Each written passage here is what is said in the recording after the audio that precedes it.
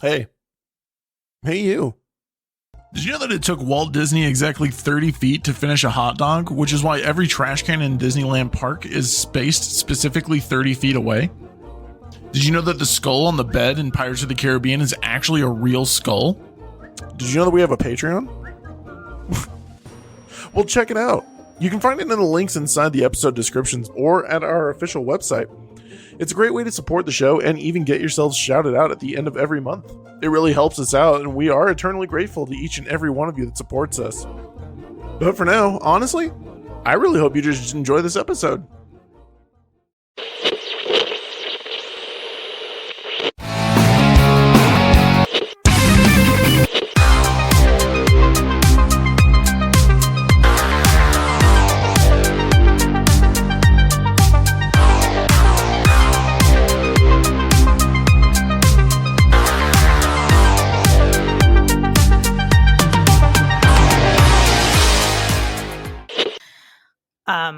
Okay. Cool. Well, we're started, so here we are. All right. What's up, everybody? Much to the contrary of the statement I posted on Instagram in anticipation of having like a 7-day hangover, I actually am sober and have regained my voice, and I'm back from. I saw the face of God at Gillette Stadium. It was incredible. It was literally the best night of my life. Yeah, I was at Taylor Swift. I was at the Eras tour. It was awesome. So if I'm sounding a little raspy still, that would be good. Why. But it's well earned. So earned. Yeah. So much the best night of my life. I love that it rained. I just want you to know that, like, every single like thing that I've seen for that, I love that it continued in the rain. It just It's one of my favorite things. It just went on. It just poured and poured and poured. I've never seen rain like this in my life. And it was just so cool. Just like dancing and singing and letting so loose because it was so wet. It was just like, it was kind of like this really nothing matters environment of like, it was, I left it all on the floor of Gillette Stadium, you guys. Like, I took all of my mental health issues are resolved. She's basically a patriot now. She's left it all on the field. It's all on the field. No, I left it all at Gillette. It was truly incredible. So, but I am here. So Scott will be editing this episode in a very quick fashion because I really didn't have a voice. Like 2 days ago, I sent Scott a voice memo and I was like, the fact that you thought we were going to record this week. And it was like, oh yeah. I was like, bless your heart. It was, I had nothing left. No. But anyway, we're back. We're doing Hunchback of Notre Dame tonight. But before we dive into that, we do have some kind of housekeeping and feedbacky stuff that we wanted to jump on. So housekeeping first. Scott, do you want to tell the people about the special we're gonna have coming up? Our little behind the scenes thing. So I realized we're coming up on our 2-year anniversary. Hey, we are. We are. It's very exciting stuff going on over here. And I realized that we've never done just a not really like a Q&A, but like a get to know Lindsay and I. So what we're going to do is we're going to do a Hosts of the Timeline special. That's going to be a Patreon exclusive for a little bit. And then we will start working on getting that out in snippets to you guys on Instagram. We are discussing starting up TikTok, but that's probably going to be a little bit more work than I think either of us anticipate right now. So I just need a minute to get my head around it. And I've just been really, really busy, as you guys know. But but there's a lot of exciting stuff coming up, and send us your feedback. And speaking of that, we do have some feedback. So we've got a couple of requests that we want to shout out. Ben, who's our newest Patreon, who we appreciate immensely, wants to request 10 Things I Hate About You, which, Ben, that one is absolutely on the timeline, and it's coming up soon. So I think we're going to leave it where it is on the timeline, but we will be getting to 10 Things I Hate About You in not too long. What was the year on that one? 99. 99. Yeah, so we're not too far away.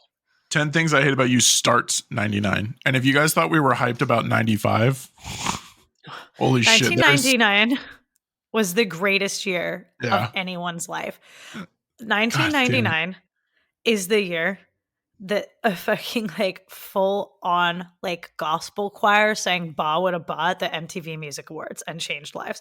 Like that was the time to be alive. That was a year of like Britney Unbelievable. Spears and Eminem, and we'll talk about 99. But yes, Ben, we're going to do 10 Things I Hate About You, and we'll do it in line with the timeline because we're just a couple of years off. So that request Yeah. is absolutely granted. And then we've got a couple of requests from our listener Michael. We also appreciate immensely. Michael says, "Hi, you two. First off, you guys are great. Thank you. Thank you. Enjoy your podcast so very much and look forward to your episodes." Again, thank you. This is like I love getting feedback like this. So he says, "Would you ever be interested in doing an episode on Big Trouble in Little China? I love that movie and how wild, bizarre, and hilarious it is. What about Don't Tell Mom the Babysitter's Dead? Please tell me when 1997 comes around, you'll be doing The Fifth Element. Anyway, keep up the good work. You're fantastic. I wish I could support you via Patreon and things, but Mike do be a little broke, so that's okay. No, Those of you who that's can, totally fine, dude. Yeah. yeah, Just to let you guys know too, because I did just let Lindsay know this. I realized I never told her, but I did just change the pricing on Patreon. So the starting one is like $2. It used to be $3. I moved I moved a bunch of stuff around. But yeah, actually, it's ironic that you say that because Fifth Element is actually coming up after our next movie, which is Independence Day. So it's right around the corner, man. Yeah, because we're gonna do Across the Spider-Verse. We're gonna review that one. Yes, we are. Because for those who listen to the Spider-Man review, you guys know, and fight me, Spider-Verse is the best superhero movie. Outside of Infinity War Endgame, Spider-Verse is the best one, and it is the best Spider-Man movie. Fight me. So we're going to be reviewing Across the Spider-Verse, and by reviewing, I mean I will be gushing about Across the Spider-Verse. So we're going to have this episode, and then Spider-Verse, we'll then Independence Day. This episode. All right, let's try again. We're gonna let me try this again. Yeah, we're gonna have this episode, then we're gonna have Across the Spider-Verse, then we're gonna have Independence Day. and then it's Fifth Element. Yeah, so absolutely Fifth Element, all yours, no questions there. And I think we can absolutely work in some temp pad action for Big Trouble in Little China and don't tell mom the babysitter's dead. Yeah. So we can totally make that happen. We will work on where that falls in the schedule and pull out the temp pad and get those in there for you. So thank you so much for that. And then we also have an absolute ton of awesome feedback from Gordon and time-wise. I've read this like 3 times, by the way. I loved everything about this. The shit that Gordon knows about Universal Studios and the rides that appeared there. We have like a dissertation to read out from Gordon. So we're going to read that out before the Spider-Verse episode. And keep us moving tonight. But just thank you guys so much. I'm so excited to be getting all this feedback and requests and things like that. You know, support us on Patreon, follow us on the socials, send us your thoughts, send us what you want to see different from the podcast going into year 3 and probably season 4. At some point, we should probably roll the season over. we just go and we just like we never found like a logical stopping point. I said it at the beginning of season 3. This is the season of the 90s. This stops when the 90s stop. And for those of you who are keeping track, the 90s for us stops on Toy Story 2. Wow. Which is a good, what is this? That's 16 movies away. Yeah. So a new feature that we'll add, I think, is to have the timeline itself up on the Patreon. So if you guys want to see what actually is scheduled, and send thoughts about what you'd like to see, support us on Patreon. And we'll put that for any level. And you guys can see the full timeline because we have this thing built out all the way up to I think 2021. 2023. Oh, well, no, but those are movies we did already. I'm such a dumbass. The last movie that's on the timeline is Black Widow. Black Widow. That's when we picked up starting to do stuff like the really big Marvel movies and stuff, like actually doing them. Because after that is like Shang-Chi. So in any case, support us on Patreon if you want to see the full timeline and everything that we have planned, and always send us feedback if you guys want us to add stuff, if you guys want us to back up. Super here for it. And with that, What are we here for tonight? yeah, we're here for the Hunchback of Notre Dame, and I want to throw this out there before we get started. Like, we're not gonna like completely tear this movie a new one, but like neither of us like this very much, and like yeah, and it's not like deeply horribly offensive like Pocahontas was, where it's just like okay, I can't find like redeemable qualities in this. It's not. We're not there, but we just don't like it very much. And I just want to say that off front because I know there's a lot of people who do. Like Gordon said in his feedback, like, he's like, I'm so excited. It sounds like you guys are not. Yeah. I'm like, yo. And I was listening to the It's Neat pod just did this one. So shout out to those guys. And you can check them out on like their Insta and stuff. We're all friends in the social sphere. But I was listening to their episode on this and they like those girls love it. And I'm like, man, So I just want to give like a PSA, like I guess trigger warning. If you're like really, really love Hunchback, that's not the episode you're walking into. I want you guys to know when we talk about what's coming up on the timeline, we're not just like, that's a cool movie, let's do that. It genuinely is like, did this have an impact on pop culture? Was this of some kind of like social or cultural like awakening or and then sometimes it's like Muppet Treasure Island and then sometimes it's just Muppet Treasure Island and fuck you guys, we're doing what we want. But I said it very early on when we were discussing this portion of the timeline that because of everything that we did with Pocahontas and all of the historical and cultural impacts that movie provided, it would be morally wrong for us not to do The Hunchback of Notre Dame.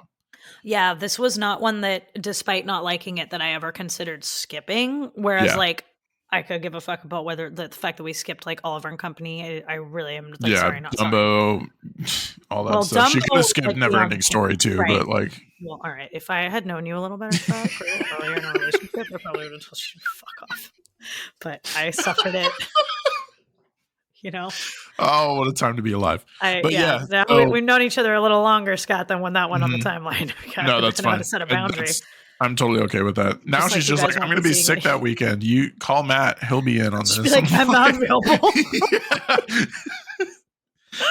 But yeah, I mean, we're not going to shit on it. I won't be on Independence. I know. I was going to say she's not going to be here for fucking Independence Day. It's going to be Matt. That's because it's my birthday. That's because it's my birthday. I don't have a problem with Independence Day. Yeah. But anyway, she's not allowed to be here for her birthday. Yeah. She's going to go do fun shit.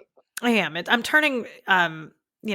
A strong air quotes 27 this year, so get stoked.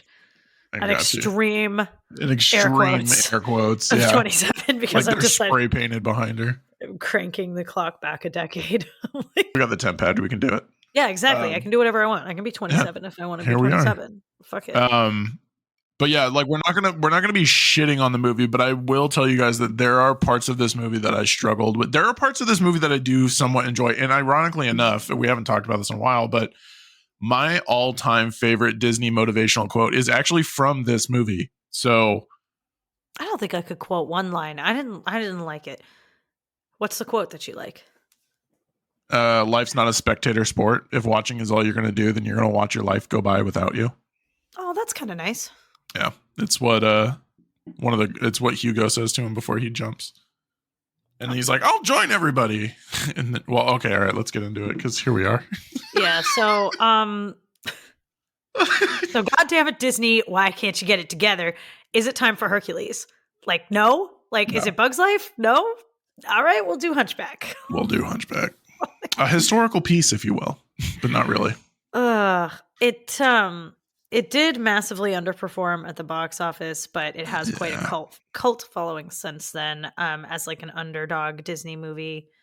But yeah, I like you said in here, leaps and bounds behind Treasure Planet, even, which I cannot tell you that I've really seen that one. I'm kind of looking forward to getting to that. See, that's the whole point, though. Is like I would never have put this above movies that people are just like, that's a trash movie, like Treasure Planet or Atlantis. But every time we do a Disney movie in this portion of the year, I do have to remind you guys that this is when the Renaissance is coming to a close, and people are kind of over the drawn animation. We now have Toy Story. We know that shit can happen now. Yeah. and it's Disney is continually and consistently underperforming at the box office. And I think this was probably one of the biggest underperformers until we get Atlantis. This movie, weirdly, is one that I have like a really, really clear memory of seeing in theaters. I don't think I ever did. I think I think I have the most clear memory of seeing this in theaters of all the Renaissance films. I was getting older, is why. Except for Beauty and the Beast, which I remember after because I had to be taken home because I was too scared. I had to leave the theater in Beauty and the Beast. Fair. But I remember seeing this one with my mom and my sister, and I remember it being the first movie ever that I did not like that I felt like a fully formed adult enough.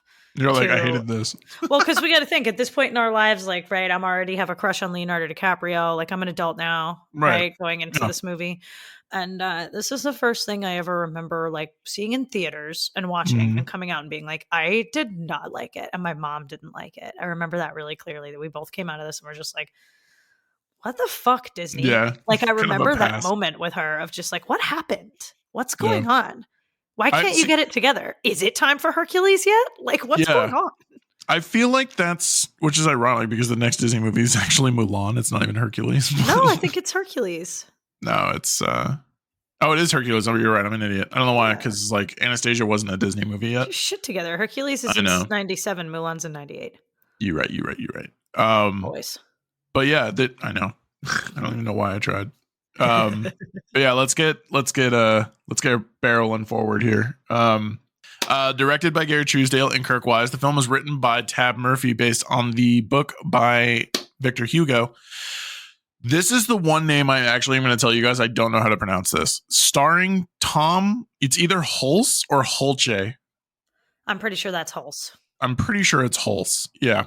As Quasimodo, Tony J as Frollo, Demi Moore as Esmeralda, and I don't know why this is regrettably because I do think this is funny.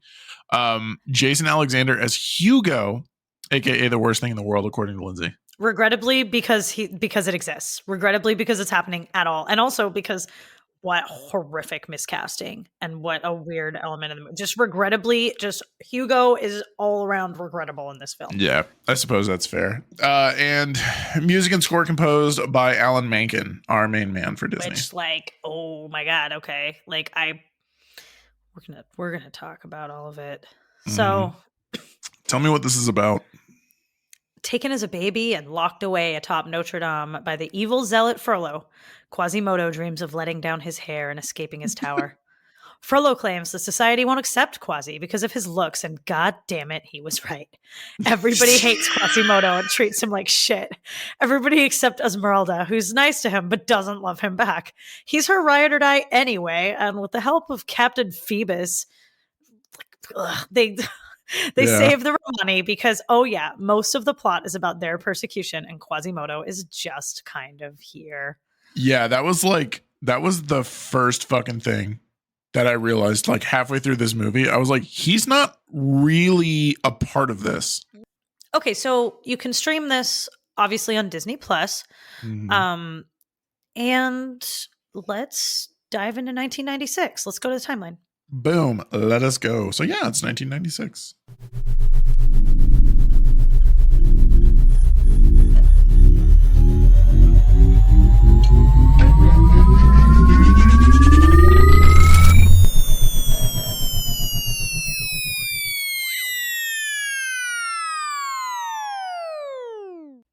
I feel like I didn't hear about this as far as historical context, but mad cow disease hits the UK.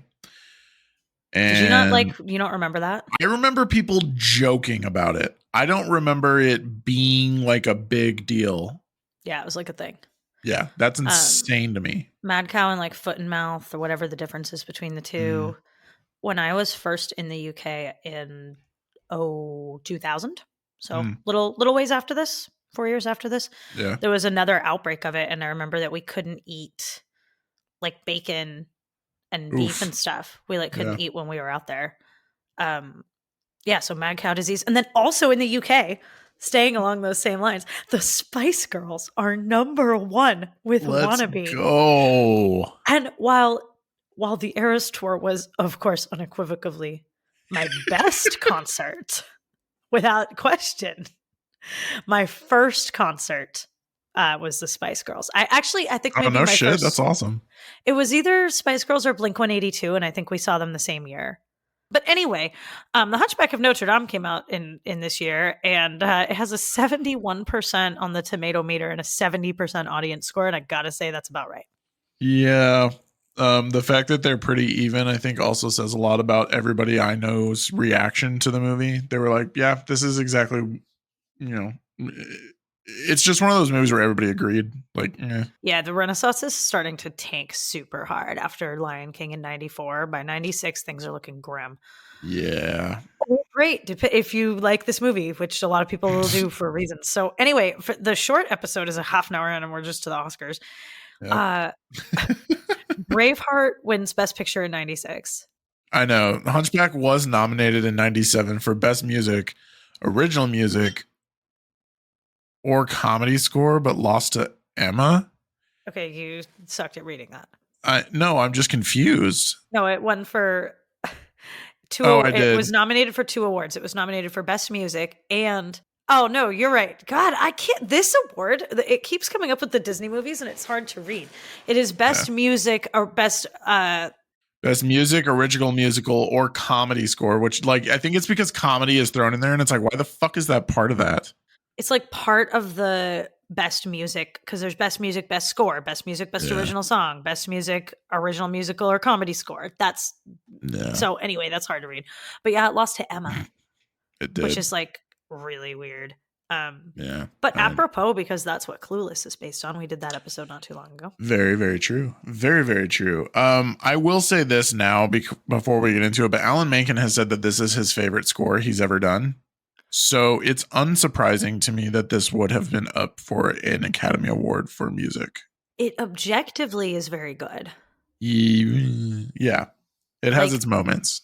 It's a good score, but it's not to my taste. It's not to my liking, as they taught me to say in elementary school. Very true. I actually will agree with that phrasing. Emmy winners is ER and Frasier, one of my favorite comedies of all time. And top grossing, Independence Day. Like, why are you even trying? Yeah. It was Independence Day by a mile. So now we are into the part where I felt we were morally obligated to do this movie. And it actually kind of blows my mind that there was no cultural or like impact warning like we had with Pocahontas and we've had with Fantasia. There was no warning for this at all, except where are my notes? Tobacco warning. There's a tobacco warning on this. Did Pocahontas have a full screen warning? Yes, it did, and I read it out loud. Okay. Yeah, that's right. Yeah. Anyway, this movie absolutely should have for its... I thought Pocahontas didn't. Yeah, Aladdin had the full screen warning, but Pocahontas does not. And that's what I thought. So like I'm with you that I'm surprised that this one doesn't. And I'm really surprised that Pocahontas doesn't. And I think that this one lacks the full screen warning for the exact same reason as Pocahontas lacking it, which is that the movie, like the message of the movie overall is a positive one. This movie does a way better job of it than Pocahontas did. For reasons, go listen to me rant about that for 2 hours on the Pocahontas episode. but they're overall, it's like the negative depictions are supposed to be bad, as opposed to something like Aladdin, where that's not part of the plot. Or Dumbo. Yeah, that's supposed to be like how the world is or whatever. Yeah, it's just how the world is being presented. Whereas in this, it's being presented as a bad thing. Like the whole thing is about justice, Esmeralda's screaming it. Like it's about that, and the same with Pocahontas. So I think that's why it lacks the warning. Yeah. But I agree with you that it's kind of weird not to see it or some version of it in the movies that directly deal with it. But this movie actually deals with it pretty okay. Like we're going to get into it. I'm not going to, I don't have any problem with the way that this movie deals with it. There is some presence in the park for this, but again, it's a lot like what the other stuff we've run into at this point. Very few Renaissance movies actually got rides. In fact, I don't think any of them did. No, I don't think they did either. I think they all have live shows and characters and tons of merch, but no rides. Yeah, so Esmeralda showed up in a parade celebration titled Festival of Fools in the late 90s, but has since disappeared from the parks altogether. Weirdly, however, Frollo is constantly popping up. Really? As a villain. Like he's in Fantasia as one of the villains trying to destroy Mickey's dreams. I mean, he's a really good villain. He's really He is a interesting. really I like good him villain. a lot. Yeah. I have a lot to say about him. I don't actually hate this movie. I just like, I don't know, once you get into it, I'm like, yeah, but there's all this stuff is really good. But like, yeah, he's good. He's a really good bad guy. Like, he's kind of the redeeming part of this movie, to be honest. He's a really intriguing bad guy. So like, I could see that. He's very menacing. Like, and there is a sequel. Yeah, but nope, I refuse. Sorry, that's my boundary. Not doing it. I'll watch every other sequel ever fucking made for you guys, but this one was not on the list. I had like I mean, to be fair, she did watch Pocahontas 2, Journey to a New World. So I did. I watched Pocahontas 2, you guys, but I couldn't do it for this one. I couldn't get it up for Hunchback. But you know what? I think had it been any other time in my life, I may have, but it was like right before Eras. Like I had the fact that I am here at all. I know. I had shit to do, so I did not watch The Hunchback of Notre Dame 2. I don't even know what happens in it. I think Quasimodo gets a girlfriend. I'm pretty sure he gets a girlfriend, and it's some like baker girl. Believe that, and she's blonde, and because they probably watched this and were like, "Wow, we kind of gave him the shittiest end of the stick on story wise." He gets fucked. Quasimodo's like, all right, you don't even know what happens to him at the end of this. Anyway. Yeah, there's a sequel. We didn't watch it, but we're going to jump into the actual fucking movie now. Are we still in the timeline? Sweet God. Yeah, get out of here.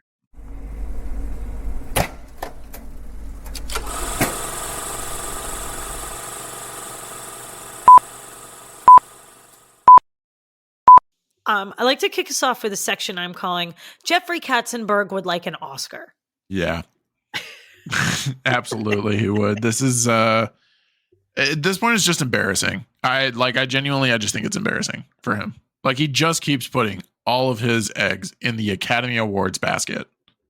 But the wrong basket, right? Like if they had put maybe the right Oscar campaign for Lion King, like that's where I'm like, that's where you should have focused. And it's like they were pulling people off of Lion King to work on Pocahontas because they thought Pocahontas was going to be the big one. Beauty and the Beast, right? They're chasing Beauty and the Beast because it got the big nomination because the only animated films ever to be nominated for Best Picture are Beauty and the Beast, Toy Story 3, and Up, which is a very high class company to be in.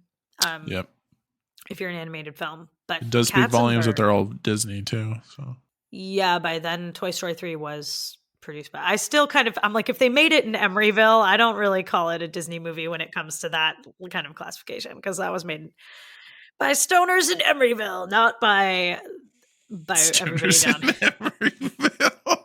Katzenberg, this a lot like Pocahontas is his next shot at like a big fancy pants serious animated movie trying to get that Oscar.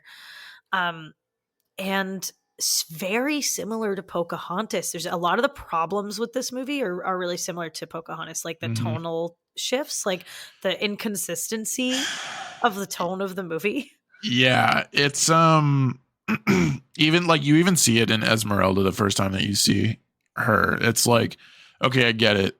Esmeralda is supposed to be like the good symbol of hope and justice, and Quasimodo is immediately smitten with her. And when the riot starts and Phoebus comes in, like she helps him. But then, like if you pay attention, she still calls him the creature. She doesn't call him the guy or this man or whatever. So it's like and like at some points it's supposed to be funny, and then at other times I'm like, this is so fucking dark. And it's really hard to nail down what the actual point of this. You know what it is? And this is just Pocahontas in a different city, in a different part of the world.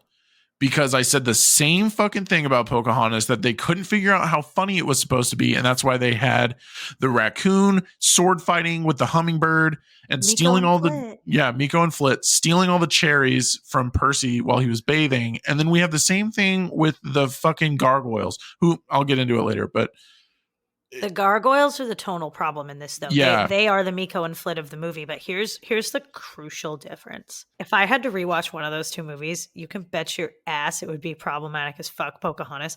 And the reason for that is that I like Miko and Flit. Yeah. I want to die every time I see those gargoyles. And it's not just the cast, that horrible, offensive miscasting of Jason Alexander. It is just like I hate them.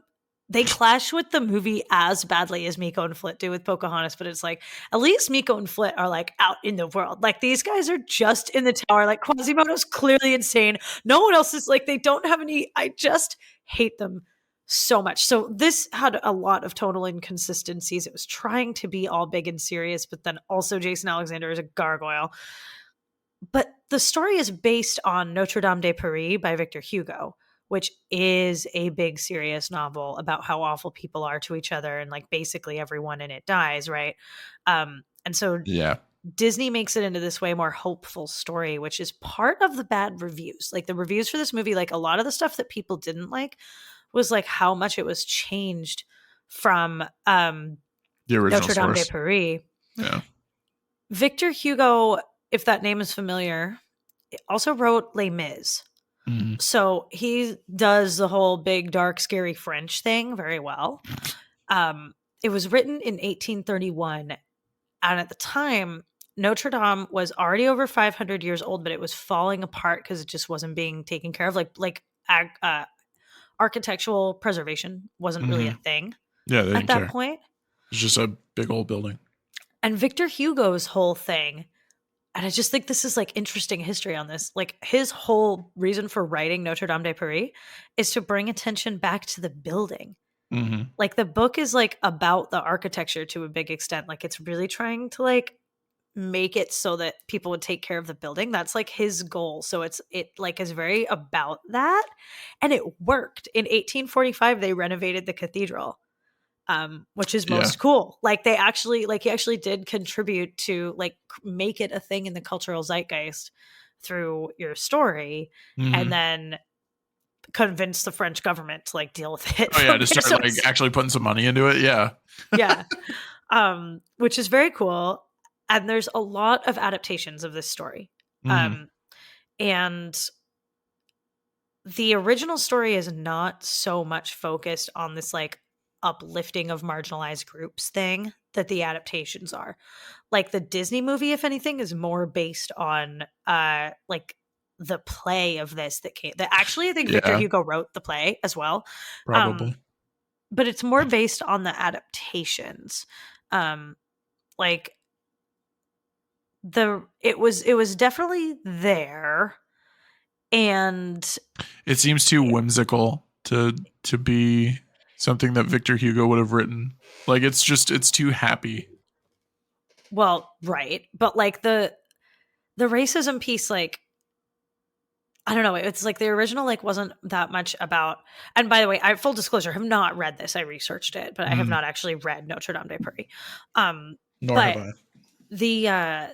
From what I understand, the story is like not as much about uplifting of marginalized groups, but the racism's definitely still a thing. Like, Esmeralda in the end of the book is discovered not to be Romani, but kidnapped as a baby, and like therefore can be like a character we like. Oh, okay. Like, yuck. Like, that's happening. Yeah, so ew. What I did find interesting in my research here is that Esmeralda's goat is part of the original story. Yes. Yeah. Another animal sidekick. But like that Victor Hugo wrote. I found that really, because like it's probably the shittest animal sidekick. Like, oh, for sure, dude. Right behind Hey Hey. Because I'm sorry, Hey Hey stands, but I fucking hate Hey Hey. Oh my god, I can't wait to get to that movie. Well, okay, so now that we're on this, and because this does basically tie so much into like sidekicks and the architecture and everything, I do feel like it is important, because we are talking about when this was originally written. In the original novel, they are not actually referred to as gargoyles. For those of you who know any kind of historical architecture or architectural history, you'll know that a gargoyle is actually specifically used as drainage to pull water from the building. Their name is actually derived from gargile, which means to gargle. What the actual statues in this movie, Victor Hugo and Laverne, are technically called grotesques, which were stone demons and monsters that were supposed to keep evil spirits away from the building. But we've just kind of lumped them all together with this huge thing. And I feel like I want to read the book just to find out if he does actually call them grotesques or calls them gargoyles. This is just a little thing for me, but I would think it's really interesting if he focused so much on bringing attention back to the building, but still call them gargoyles. I don't think he would then, but I think that would, I don't know whether that word existed in the 1830s. Yeah. First of all, I would have to look that up. And second of all, you'd be talking about translations from the French. So who knows? Oh, I know. That's like a whole other, like, I have no idea whether he, I don't know, but yeah. So that's Notre Dame is lesson. most cool. Notre Dame is very cool. It's awesome that this was the result of this story being written because, like, I mean, it's a big touristy spot, and obviously, I haven't been there since it burned down, right? Because it did. Well, no one can go in right now. Yeah. There was the fire, but prior to the fire, Notre Dame was very, very cool. It was very cool. It wasn't as black on the inside. It's very, very pretty. It has flying buttresses. It is a very, very cool thing. So yay that it didn't like rot or whatever and fall apart, which it probably would have without Victor Hugo, because that was like not a thing. Can you imagine like it how definitely much of would our have history that we weren't preserving old stuff? Like it's a miracle we still have anything. Like really old the only I think scientifically the only reason we have the Colosseum still is because it is so massive. Colosseum's very cool. Yeah, but like if you look around it, every other Greece visit, everything is destroyed. It's on the ground. There's nothing there. What the fuck? Like this movie, I just want to address the weird before we get into like character deep dives. Yeah. I want to address how weird it is for Disney to do religion. Because in our very first episode of this podcast, if you recall, when I was recording on my Apple AirPods a million years ago, I was there 3,000 years ago. So unbelievable. In the first episode of this podcast, we clocked Snow White saying her prayers.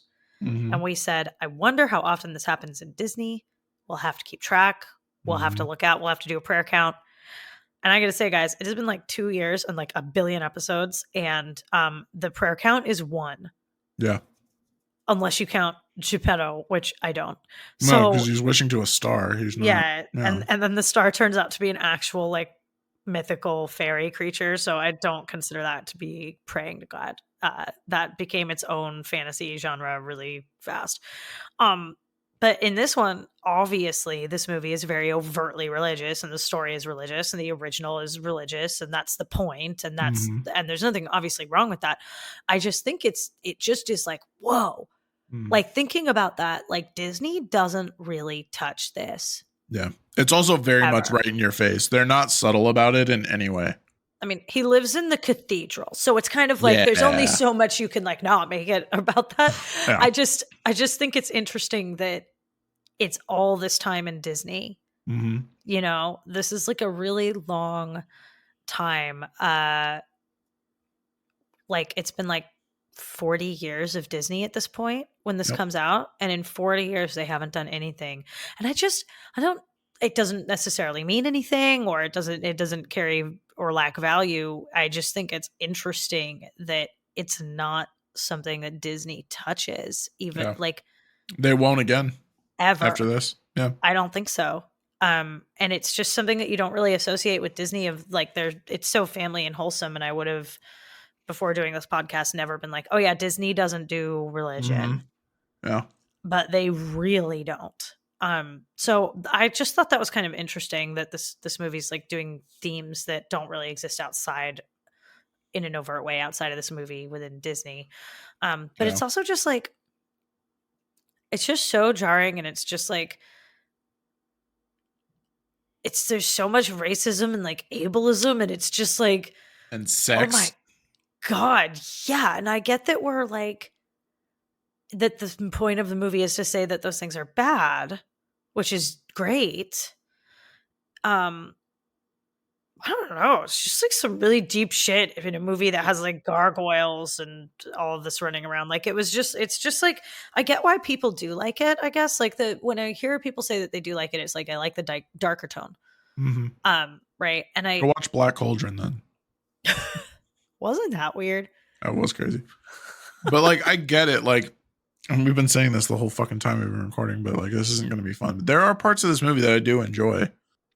And I do like that it is very serious. And I do like to avoid the stereotypical villains are cool, evil is cool trope.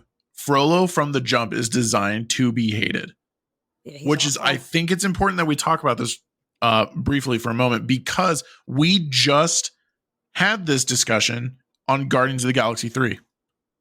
Where before this, we have loved just about every Marvel villain that has showed up. They are cool in some way. They are awesome and this and that and the other. No, fuck no, dude. Everybody hates the High Evolutionary. That's why I think Frollo's like popular in the parks and stuff. Like he is like a super bad guy. Like but yeah, this darker tone is odd, and it's just such like, I don't know. I just was like, whoa, like we're tackling this like head on. Holy shit, Disney. Like that's like really aggressive. Like I don't think I needed to see that on my screen. And then to have it like try and like the tonal inconsistencies. And I'm just like, I don't know that this story is for animation.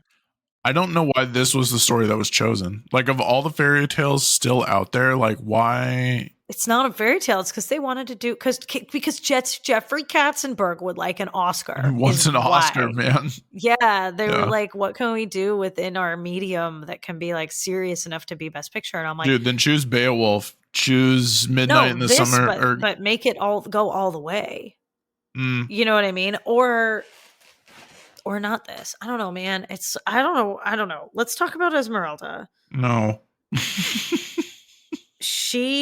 Jasmine and Pocahontas holy are so shit sexualized. Esmeralda's probably the biggest offender here. The creators of Esmeralda are the biggest offenders here. So I want you guys to know there hasn't been somebody animated like this with range of motion like this, with emphasis on like hips and moving and hip thrust and stuff like that. Hasn't at all. And we won't see this again until Road to El Dorado with Chell, which is not a Disney movie. It's DreamWorks. But it was so uncomfortable from the minute I started watching this movie. I was like, this is weird. Someone had to draw this. Like, and their plan was that it was for kids. And it's just very like, it's just gross the way that Disney does this to its women of color. Like pretty exclusively. Yeah. Like they only have women of color doing this. And she and Pocahontas are for sure, Esmeralda and Pocahontas, like the worst offenders of the Renaissance, if not of ever. And this is called out super directly, right? Like she's dancing. She's like, all the guys are like dropping their chins and stuff or whatever. Dropping their jaws. Dropping their jaws, yeah. I'm tired. But Frollo like basically threatens to sexually assault her at one point. So like it's very like it's very much in the forefront. It's not really his villain song literally talks about it. In fact, they had to change the way she's animated in the Hellfire song because her clothing wasn't prominent enough, and the MPAA was like, what the fuck, dude? You have a naked woman dancing in this dude's hand. We're gonna put a stop to that fucking now. What the fuck? Well, and that's the whole thing, is that she like Frollo wanting to bang her is like the impetus for the plot. So yeah, there's a lot of that happening. And it's a shame that like that's what this character's kind of known for. You know what I mean? Yeah. Like, I don't feel like this movie like did a good job of, I don't know if I'm trying to like, I know a lot of our listeners like it, right? So I'm trying to like not, because we already have prior to recording have received feedback saying we like this. Well, yeah. Here's what it is. I think there's no other than Quasimodo, who for some reason gets completely sidelined for the majority of this movie.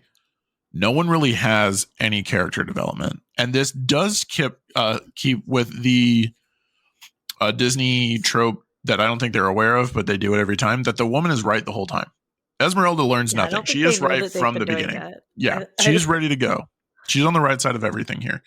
Yep. Phoebus has his come around aha moment after he falls in love and creates this love rhombus, whatever the fuck it is, love triangle, square. There's so many people involved in this. Like, but Quasimodo really doesn't learn anything other than, oh, the world's not so super crazy and scary. And Frollo's like, huh, I'm dead. So that's, I don't know. It just I guess like the main, like the main plot, like what's really going on here is where Esmeralda gets to shine, which is like the justice themes, right? She's a justice. Like she's kind of a badass, right? Like we got to give her that. And she does actually have like a lot of agency. And like you say, she's like kind of right the whole time. And she does a lot to help the other Romani who are like weirdly the focus of the story, but it's like I had forgotten that before this watch that like Quasimodo's like barely the main character. It's not really about him. It's really about them and their persecution. But what's super weird is that like it's basically only Frollo that's the problem. Hi, it's you. You're the problem. It's you. Yeah. At tea time, everyone agrees. Right when they get there, even Phoebus is like, who cares? Let them. Why are we getting involved in this? It's like once he's gone, they're just like welcomed into society. And I'm like, that's not how systematic racism works, Disney. Like, it's not, Frollo's not the only person creating this like system of oppression. Like, what the fuck? And that is what I don't love about this is the way that if you're gonna take, and Pocahontas did the same thing, this like really serious theme around systematic racism, which is what we're talking about. Getting rid of one person doesn't end it. That's not how that works. They're not just like one bad guy, and if you just can like get Trump out of office, it'll all stop. That's not. Well, yeah, I mean, Frollo's not a Horcrux. Like, it's not. That's not how it fucking works. Like, yeah, like. And I think it minimizes these things, and it makes it super kid friendly, which I get. It makes it digestible. It makes it like a lesson you can learn. But I'm like, so then make it fucking Zootopia, and not. That like I think that these themes are handled way the fuck better in Zootopia, and I think I said the same thing in Pocahontas review. Like you did, but for me, it's just the issue. For me, is just taking that like big issue concept, like systematic oppression, and try to make it so that there's just one bad guy and then it's over, instead of like showing how complex that is. Just kind of gets under my skin. Like here's the other issue is like you're trying to throw this like overarching story in there, but in the meantime you're also like, hey, by the way, Quasimodo's in love with you. Well, okay, so let's talk about the love fucking square that's happening. The love rhombus. Yeah, what is happening with the love rhombus? Why is this happening, dude? So it's, first of all, I want to say right off the bat, it's so weird that you wouldn't have him at least get, because like Quasimodo genuinely has no happy ending.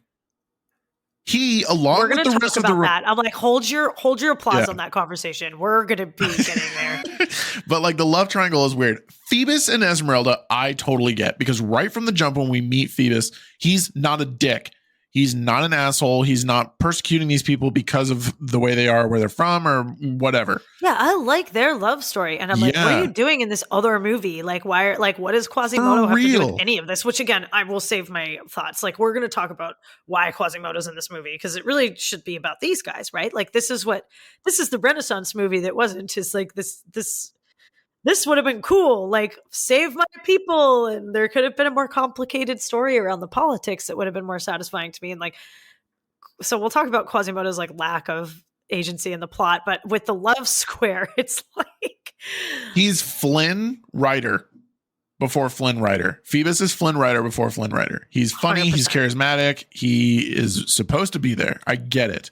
And he and Esmeralda are always hot for each other. Oh, yeah. They totally make sense. But Quasimodo is just like so friend-zoned. It's so sad. Oh, he's friend-zoned the minute he meets her, dude. It's, oh, Jesus. First act of the movie is about him singing songs of like, do you think she could ever like me? I don't think she could, because I'm so ugly. And like, but maybe she could. And then it's like, no. No, we're not even going to talk about this ever again. Like, why? It's just like immediately. And I understand that it's like he kind of finds like you know, acceptance and all of the things, and like it But wasn't does he really though? about him, and he's like I don't know, we're gonna talk about him in more detail, but Beauty like was the friendship they made along the way. Like it's what I really hate though is that it's explicitly about how he looks. He has a whole musical number about how he doesn't think that she'll be into yeah. him because of his looks, and then she never does anything to dispossess him of this. Like Nope. there's no conversation about it. It doesn't come full circle. He just says, "Well, no one can ever love me because I have like a physical deformity, and therefore,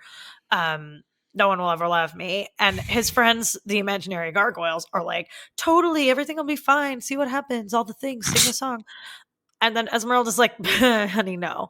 Like, Yeah. and it's like, well, what the fuck lesson is that? Like, and It's not it's a like, no, lesson. you are ugly and no one will ever love you. Like, that's what Jeffrey Katzenberg said, you guys. No one will ever love you unless it's a little girl handing you a flower at the end of the movie. And it's like, no, he's not going to find love. I mean, I think it's why they had to like make up for that in the second movie. I don't know, but it's just like, that's so weird, and I hate the message. And Esmeralda never has like a fact check where she's like, dude, it's not about how you look. I've been in love with this guy. He's my person. She For just is like, real. it's fine. They just never revisit his assumptions about why she won't love him. Yeah. It's just, we're told to go home. 9-year-old me was told to go home and be like, you're right. No one would ever love Quasimodo. He's horrible. And it's like, I can't believe Jeffrey Katzenberg sent me home with that takeaway. And then we round out this this quadrilateral. I almost said quadruple. With Frollo, who Right. That's why it's a square, not a triangle, because Frollo's whole anger, it seems that all this institutional racism isn't even really the motivation. It's because he wants to bang this one girl. Yeah, Esmeralda is the fire in his loins, man. And he just goes off the rails about it. Yeah. Like, if I can't have her, no one can have her. And I'm like, I'm pretty sure that's not how relationships work. It's literally the villain plot of this movie is that if he can't have her, no one can. And he's like, you're going to marry me, right? Like, even at the end, and she's like, what? Yeah, like, she's like fucking high. She's astounded that this is like what's been going on. Like, she has no idea that that's like where his motivation's coming from. So am I.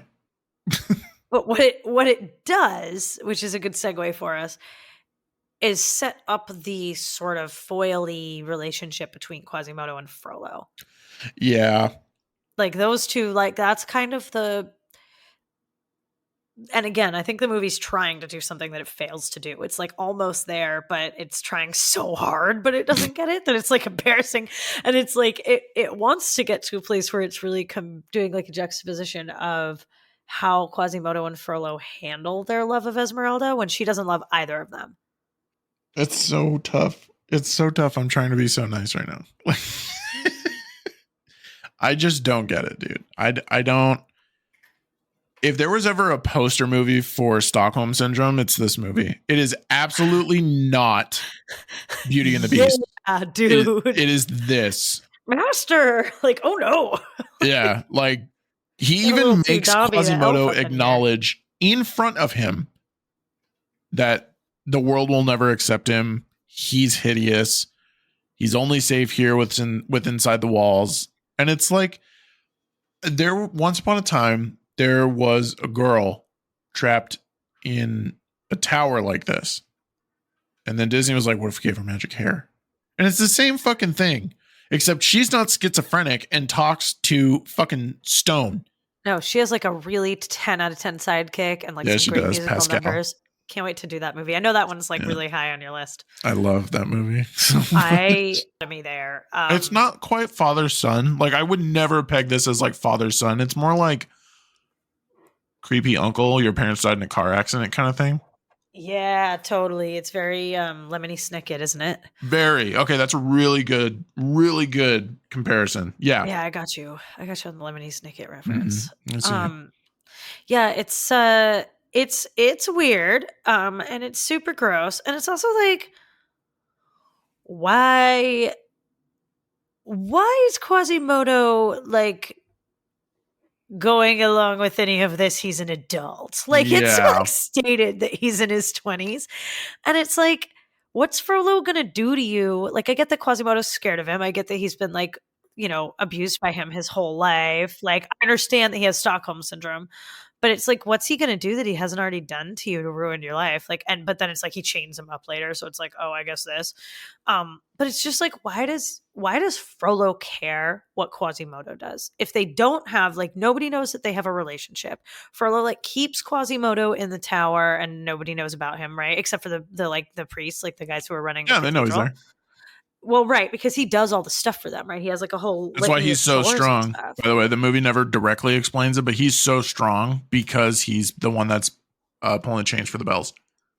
Yeah, that makes sense because he is freakishly strong. In Yeah, this. Which I regret the use of that word, right? I think that's where they want us to go. Like, it feels very like part of the gross, right? Doesn't it feel kind of ick when you think about it? You're like, ew, dude, why? Like, you look like that, but you're hella strong. Like, what the fuck? No, that it's part of a deformity that he's like that he's that strong, that his arms are that big. Yeah, that's what I mean. It feels like part of the yuck factor in Quasimodo. Yeah. I don't know. I don't know what to think of it, but like, but I don't really understand why Frollo gives a shit what Quasimodo does and whether he goes out in public. Like, it's not like he has any magic hair for Frollo to steal. Like, why does Frollo fucking care what Quasimodo does? So I'll see your question and I'll raise you a question. Why does he even keep him? No, there's no answer. Why?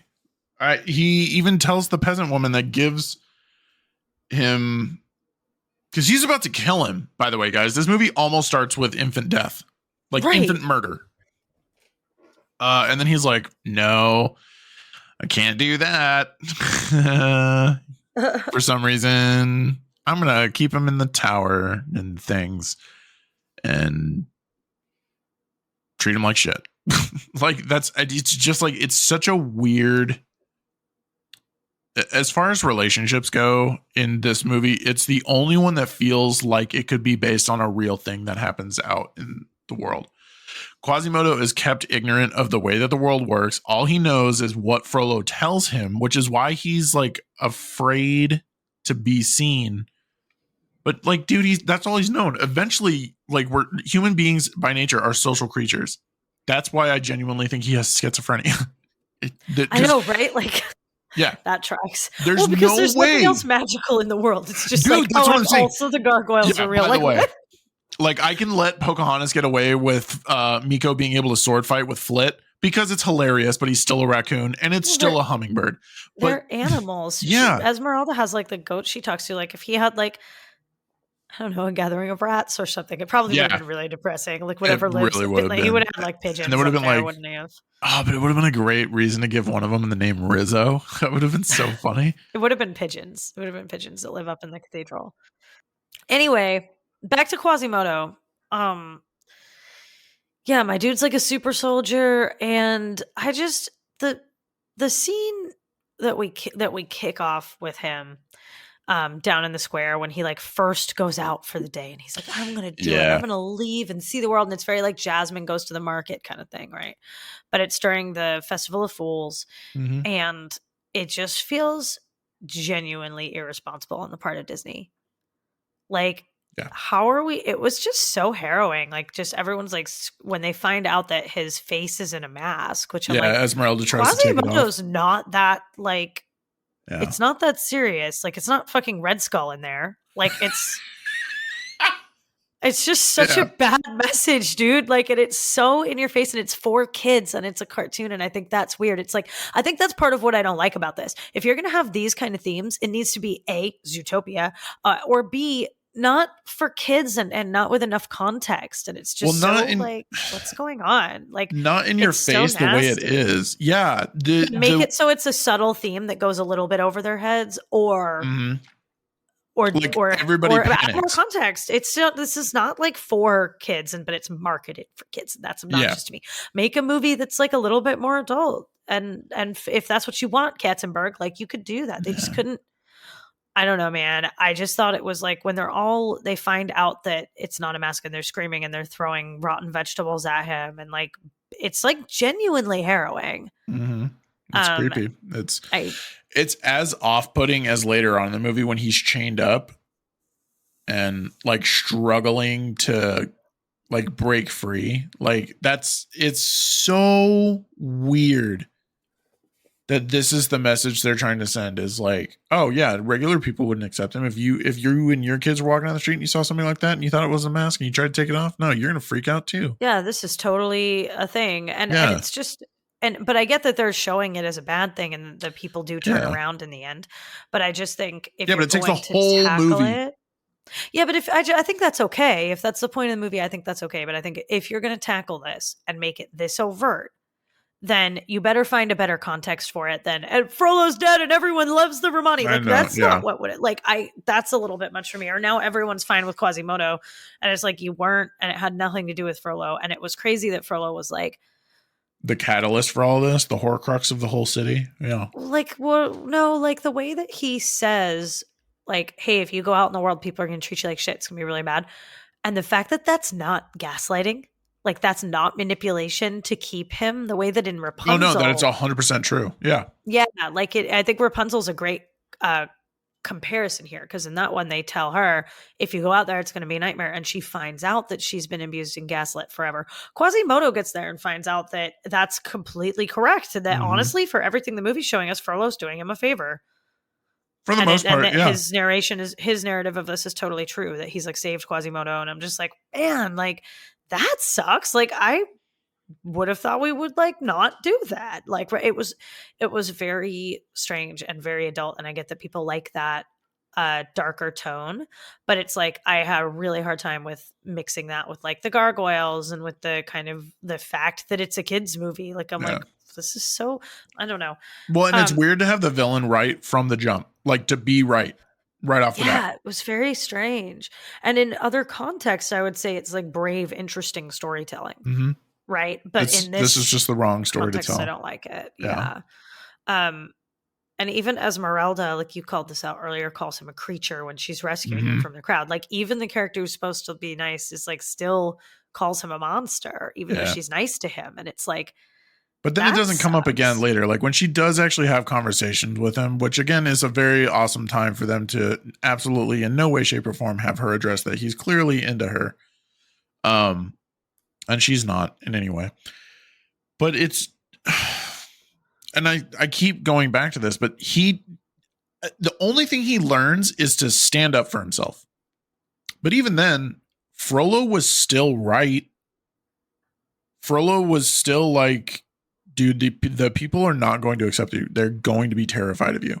So yeah, maybe his like warden is gone now, but there's no reason that the people should have been like, the emperor's gone, the emperor, and like now they're like, oh dude, this guy's like, he was chill. Remember that dude that was in the because you got to remember too, most of these people have not seen Quasimodo since the Festival of Fools, so they know nothing about what's been going on this whole time. They're just like, oh fuck dude, that whole building's on fire. Yeah, right.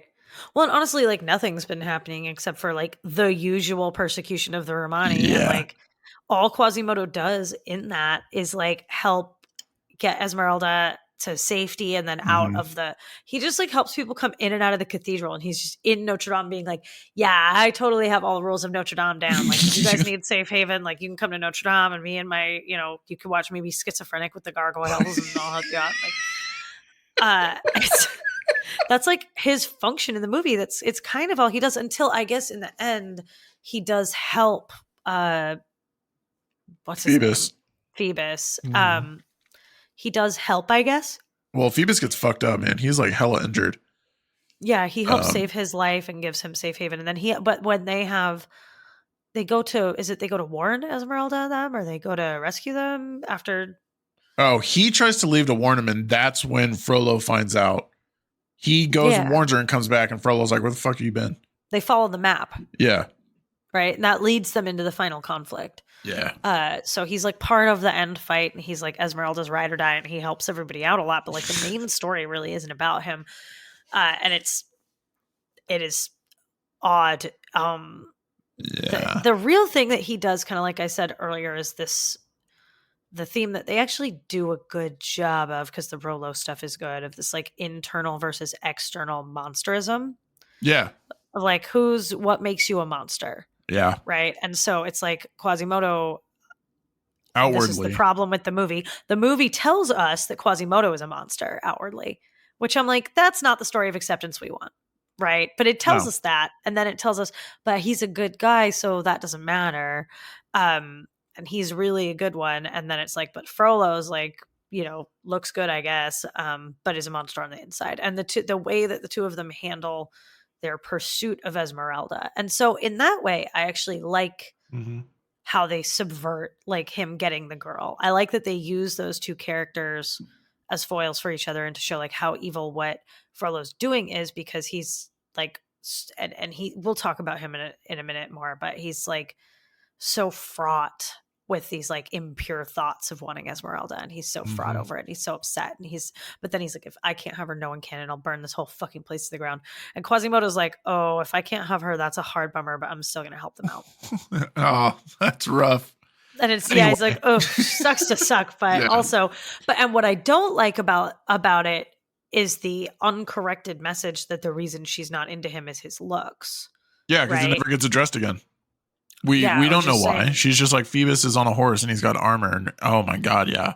And the fact that he openly holds that assumption, right? Yeah. It is part of the narrative is like, she won't love me because of the way I look. And then she's like, yeah, I don't love you. And corrects none of it. Yep. I don't like that. But I do kind of enjoy the fact that he doesn't get the girl, and that there's this sort of foil between him and Frollo of like how they handle that unrequited love for the same person. That I think was done well. That was good.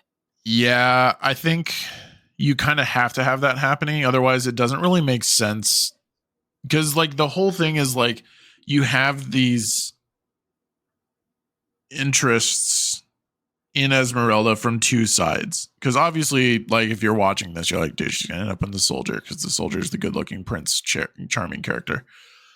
But it's like, okay, she's going to friend zone that dude. And then why is the bad guy into her? And then the bad guy's like, I've got a bop for that. Hold on. Yeah. And it is a bop. It is a bop. Hellfire is a bop. Yeah. Hellfire is probably one of the best songs in this movie. Probably the. Yeah, it actually probably is just because Topsy Turvy is weird. His next one I kind of like, Quasimodo's I Want song. Quasimodo's I Want song isn't terrible. It's out there. The song is called Out There. The problem with it is the beginning of the song, the first minute or so, is literally him being told by Frollo that he's a freak and he can't go outside and everyone's going to hate him. And Quasimodo's like, you're right. Gotcha.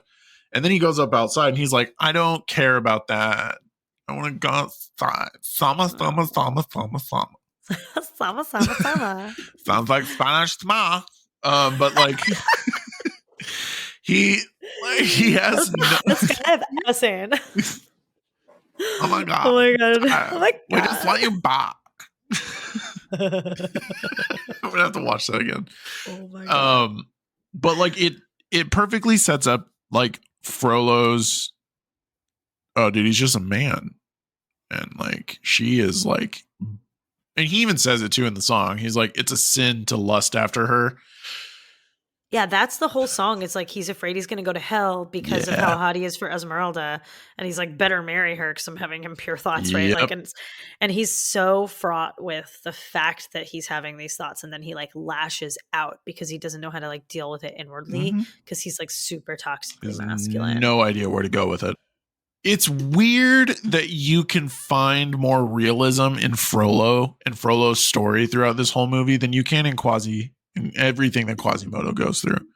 I think the theme of this episode is that this was just the wrong story. It's just not quite. It's just like not quite. Nothing lands. Yeah, it's not landing. It's trying for a lot of things, and it reminds me of Pocahontas. It's an obvious Oscar grab in my mind, and big time. I'm really trying not to just rag on it because I do know that a lot of people listening like this movie, and I get it. I get that it's like that the heavier, darker themes are good in a lot of ways. I understand why the score is nominated. It does look great. Yes, there's it does. A lot, like the caps is used very, very well in this movie. Stuff looks good. Characters, a little. They're hit or miss. Like during Topsy Turvy, the hair's not great. Yeah, Esmeralda's hair's not great. There's a couple like it's. Well, that's because her hair never moves. It's always just there.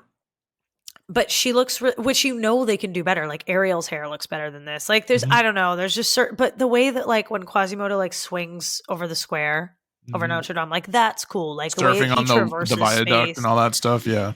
Yeah, like the water looks really good. We're always looking at that. Like a lot of this looks really good, and I get why the darker tone is good. And I just felt like it was weird. Like it was so close. But it didn't have any like really fun songs either. Like I kind of am like it's too dark for a Disney Yeah. movie. It just doesn't belong in Disney. It just wasn't quite. They either needed to go all the way out Mm-hmm. and ditch the gargoyles and all the rest of it. Everything that was goofy. Yeah, They get all the fucking goofy go shit out of there. all of it. All of the goofy. Or they needed to goof it way more up and make it a lot Have the animals talk or friendlier something, or in a way everyone that- can yeah. talk to the gargoyles or some shit. Yeah. Whatever. Get rid of the gargoyles no matter what. Either way they should go. But like something to make it again to compare it to a Zootopia, which handles this kind of stuff really, really well. And just more fun. Just a little more Giselle in your life. Or it's Gazelle that's supposed to be Giselle, right? Yeah. Like, God, I love that movie. Here's the other thing that's weird. Not weird, but like the movie keeps with that tradition of having a big name singer sing one of the songs. Mm-hmm. And we have that again with Bette Midler singing God Help the Outcasts. But yeah, no, Hellfire is like really dark though. That's the bop, and it's like super intense, right? Yeah. Like it's so it looks good too. Like that scene's It kind of does. awesome. Like Frollo's Yeah. good. Frollo's a great character. But again, yeah, it looks awesome. Fire is one of those things that's super hit or miss in Disney movies. And this movie does a really good job at the end, in the climax, making it look like Frollo literally is falling into hell. Like even he has a schizophrenic moment where the gargoyle he's holding on to it comes alive. But like the imagery here is really good. The other thing I think is really weird about the music in this is Disney actually pulls a Universal on us in this movie. If you guys remember when we did Land Before Time, of course, at no point in Land Before Time is there an actual song with lyrics in it. It's all score. But then randomly, just like in Pagemaster, there's a song with lyrics at the end of the fucking movie. Yeah. So this weirdly follows this trope of having a song that doesn't appear in the movie close out the credits. And for this movie, it's Someday by All for One. And it just, the song it's about group acceptance and everybody coming together. And I'm like, Nickelback did this so much better like 5 years later. Like, it's just. Please never mention Nickelback to me again, Scott. I'm doing it all the time, dude. When we get to Transformers, I'm going to tell you some shit about Nickelback. We will not be doing any Transformers after the first movie. And by we, I mean I won't be involved and you can do whatever you want. That's fine. I anticipated as much. I'm like, Anyway, so that's the end of the movie. We have some. We have a few room of requirement things. We have a cameo I didn't spot. Just looking at what stuff we haven't already hit on. So Disney cameos. During Quasimodo's Out There scene, we can see Belle walking and reading through the city streets. We also see Pumbaa being carried on a spear by two men and another man in a blue tunic shaking out dust from a carpet that bears a striking resemblance to carpet from Aladdin, which That's cool. I thought was fucking radical. I'm excited for these types of Easter eggs in Pixar movies, which I don't. Well, I don't think you. No, we'll start seeing like Pixar's A113 and trying to find the Pizza Planet truck and the ball. Well, no, and but all you know that how stuff. they all have a Easter egg from the next movie? We're just not there yet. Like we pointed out the A113 in Toy Story, but we're just not into it enough to see the next movie. Although I think Toy Story 2 is the second Pixar movie, right? And then Bug's Life? Or is it Bug's Life then Toy Story 2? No, because Toy Story, it's Bug's Life, because Toy Story 2 closes out the millennium. Yeah. Because the Bug's Life was in 98. Bug's Life is in 98. Yeah, and Toy Story 2, you're right, in 99. Mm-hmm. I want to say then in the first Toy Story, maybe you see the bugs from Bug's Life on a leaf outside when they're outdoors. No, that's an outtake in Bug's Life from the second one. Because remember, Bug's Life has animated outtakes. Maybe there's, yeah, it does. So maybe there's no, I swear that's a thing. Look, I know exactly what part you're thinking of, and they're on a leaf and they're walking across, and then they all get thrown off the leaf because it's Buzz Lightyear chopping through the grass. Because they always have one for the next movie. Yeah, but I don't think that started until Toy Story 2. Because we knew that Toy Story 3 was coming because of Finding Nemo. No, I don't think there is one until Toy Story 2. So just kidding. But in Bug's Life, I bet you we see a Toy Story. I bet Easter you we egg. do. They always have those next ones. Anyway, I'm looking forward to that. Me too. Anyway, the last thing, speaking of villains, this is the last Disney movie to use even mildly adult language, both hell and damn, until a decade later in Cars, when they say hell. They say hell. Yeah, probably what the hell. Yeah, I think they're like, what the hell? Yeah. Sounds like something Mater would say. But it sounds like something Lightning McQueen would say. Maybe Lightning. Yeah. What the hell? Yeah, actually, that was pretty good. Yeah. I do think it's funny, though, that comes up because Maleficent says hell in Sleeping Beauty. When she turns into a dragon, she tells Prince Philip that now you'll face me and all the powers of hell. Yeah, that's true. But that's like the literal like hell, like noun, right? Yeah. It's not being used as an expletive. True. But yeah, that is... It's not surprising that we see that. I mean, do they use it outside of like... No, it's in Hellfire. It's only the word hell that they use in this, right? Or do they say no, well, damned, no, because Frollo like, says that they'll about... be damned. Yeah, it's interesting that it's religious stuff. It's not expletives. It's like the actual proper name of like which is just wild. Like, I really found it interesting that they were like just nonchalantly had religion in their movie when they avoid it so hard all the time. Yeah. Like, there's so many fucking false deities in Disney. Like, how many it's like things insane. do people? Hercules like, and the entire pantheon and like all. Yeah. Well, I wasn't thinking about Hercules. That's true, but it's just not a Christianity thing. It's just different. I see what you're saying. The Greek pantheon is different to me. Right. I don't think of it as being especially religious, because it's not a currently active religious group, right? I don't think. Well, no, at this point it's mythology. Like, yeah, exactly. It's not really religion anymore. It's yeah, exactly. Yeah. But no, it's just interesting to see them tackle it, because most of what you see in Disney is like, what I mean by false deities is like wishing on a star, and like, what about the will of the wisp? Will it show me? Like, all these things that are like, they could be considered like if you just put a different name on it, but Disney puts a different name on it, and it's not God, and in this one it is, and it's obviously a result of the setting, but wild that this is here, wild that like Esmeralda isn't the main character, like like the Romani plight is not the main thing happening. Like Quasimodo and it is the main thing happening, but the movies, we spent like the whole first act of the movie with Quasimodo, and then it's like he's accepted by the townsfolk in the end, I guess, but like it's not really. The movie's just very weirdly not about him. This was just like did not work. Whatever they were trying to do here did not work for me. What did you rate this? I gave this a 4 out of 10. Like, it's such a burn. Dude, it's the lowest rating we've had of anything in a while, dude. And it's because I can't nail down what the lesson of this movie is. Is it like not to have lustful thoughts? Is it like not to go after your homie's girl? Or is it like get friend zoned and you're going to be okay? Yeah. Like, no, it's justice. The theme of the movie is justice. You sure? No. I'm like, what the fuck? It is a theme of the movie. Well, yeah. It's also like a weird movie that tries to mask racism under a single person learning acceptance. Yeah. And I don't know. I should have said it this way in the beginning, but it's not my favorite. I can understand why some people would enjoy this movie. I would probably never watch this again unless somebody put it on and I just met them 10 minutes ago and didn't feel comfortable telling them.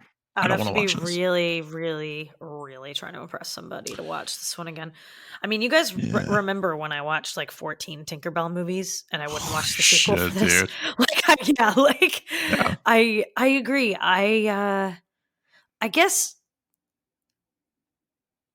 I don't know. It's hard to rate it because I think there's some stuff that works. Like I think I'm gonna go a Well, little that's why I above you gave it a and give little you bit the 5. higher. I think I'm gonna give it Yeah. a 5. Because there is some stuff that works. I like the dichotomy between Quasi and Frollo. I like that Quasi like stands up for himself in the end, but I Yeah. don't like all the things that I said before that I didn't like for the last hour and 43 minutes. And yeah, I think this would have been a lot better if they had been aiming less for the Oscar, because I think a tighter movie does a better job of being up for the Oscar. Like think about Beauty and the Beast, like um It or wasn't Up trying. are good examples, or Yeah. Toy Story. Well, Toy Story 3 is like a monolith, but like Yeah. they're trying in their own way, but their story is tight. What they do with Hunchback here is try to tackle too much with Yeah, I too think that's it. little. They do not have the arsenal in these animated characters to take on what they were trying to take on in this movie. And if they had limited to just Quasimodo's story about acceptance, or just Esmeralda's, but preferably Quasimodo's, because I think the large scale like persecution of the Romani was too big of a thing for them to take on, even though it's crucial to the Yeah. original material. So it's like, again, like you said, it's not really the right story. Like if they had just kept it tighter, I think this could have been the Oscar winner that they wanted. Just like Beauty and the Beast was tight. Yeah. Like and Up is a tight story. It has a couple different threads, but they all follow the same major themes. Well, Everything yeah, ties and together. It's a tight story. And this story is just, there's a lot happening. And I don't think they quite got there. I Well, would and give it a their stories 5. like intermingle too. Like in Beauty and the Beast, it's like Beast just wants someone to love, and Belle's looking for someone that she can love for her, that will love her for who she is.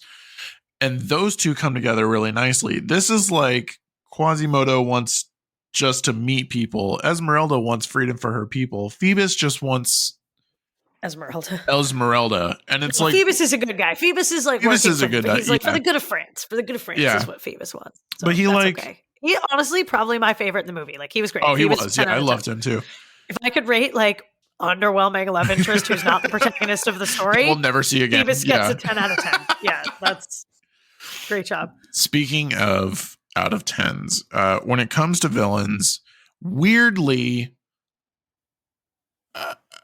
I give Frollo like a 6.8 out of 10 because his whole story is stupidly believable. But I give him the 0.8. We're getting into the era where this is going to start becoming a more common thing.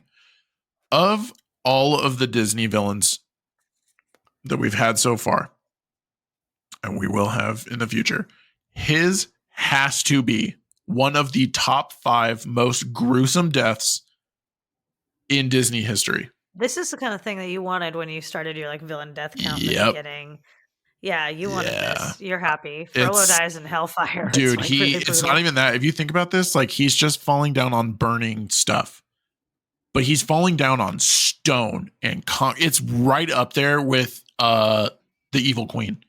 It's Scar. And Scar oh my god, and Scar, Ursula getting impaled and then struck by lightning. Ursula has a really good one. I would have given this villain though. What did you say? You I like said 6.8 because he is a good villain, and the story does kind of get carried by him and his machinations. I mean, definitely. Like if not for him, for like Quasimodo could just like walk out the front door. I would give him a 7. Bump it up a little. I could give this guy a solid 7. Like if not even a little higher. Like he was cool. I liked what they did with him. His song's a bop too. I will give you that. Yeah, like it's no Poor Unfortunate Souls. Yeah, but it's a very good. Penny Hoodles down in Whoville. I'm gonna get us out of here finally because I gotta make dinner, and it somehow, for some fucking reason, has been 2 hours. I was like, we'll be here for 30 minutes. Yeah. But yeah, as always, thank you guys all so much for joining us. We hope that you enjoyed yourselves and maybe even learned something. Clearly we did. Join us next week for Spider-Man Across the Spider-Verse. Yay! Yes. Ugh, so excited. I will be so hyped. Oh, I will be too. I'm hyped. pretty fucking stoked for that. Come back for Spider-Verse. Yeah, come back for Spider-Verse. Subscribe to our shit. Send us feedback. That's exactly how I want to end this. Subscribe to our shit. Yeah, be sure to subscribe wherever you listen to podcasts, as well as follow us on all of our social media. You can find the links for our sites and social media in the episode descriptions. If you'd like to support the podcast, we'd encourage you to follow us on Patreon, where you can find our show notes for each episode. Make sure to check out our websites for all the timeline goodies, including Request the Timeline. Let us know what you want to see, and we'll make it happen, Captain. But until next time, guys, stay nerdy.